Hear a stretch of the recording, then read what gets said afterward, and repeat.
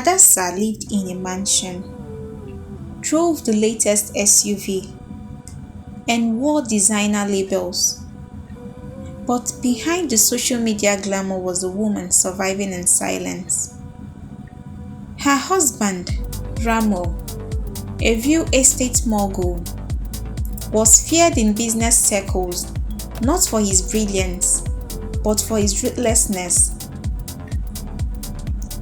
Ramo's empire stood because men like Ezra protected the community where his projects ran.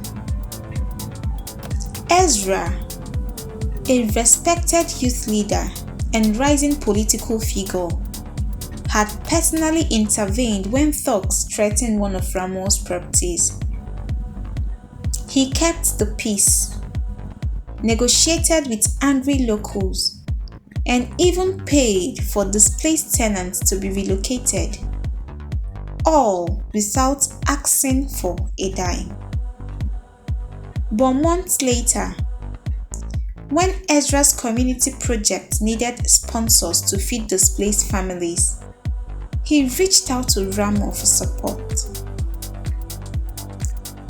"Tell him Ezra is begging for crumbs now," Ramo scoffed. "He should go build his empire elsewhere." He laughed in front of his guests. Someone recorded it.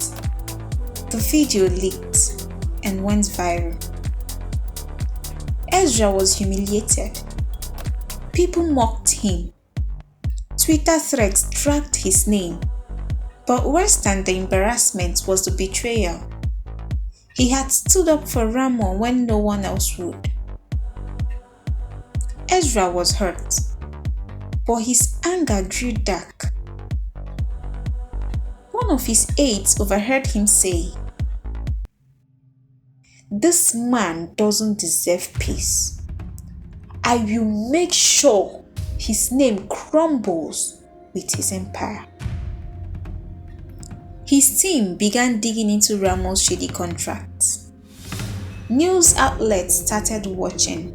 Things were about to explode. But God had other plans, and he sent Hadassah. The night before a major expose was to drop, Hadassah reached out to Ezra quietly. She met him in person without cameras and without fear.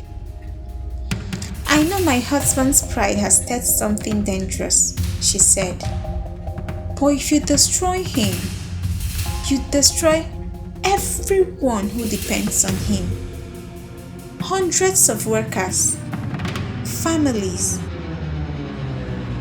You are a man of justice, Ezra, but don't lose your integrity over one man's arrogance."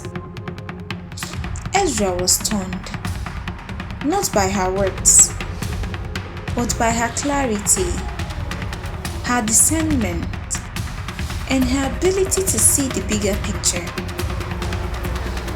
Hadassah left behind a handwritten note and an envelope of documents, proof that Ramo was already under secret investigation.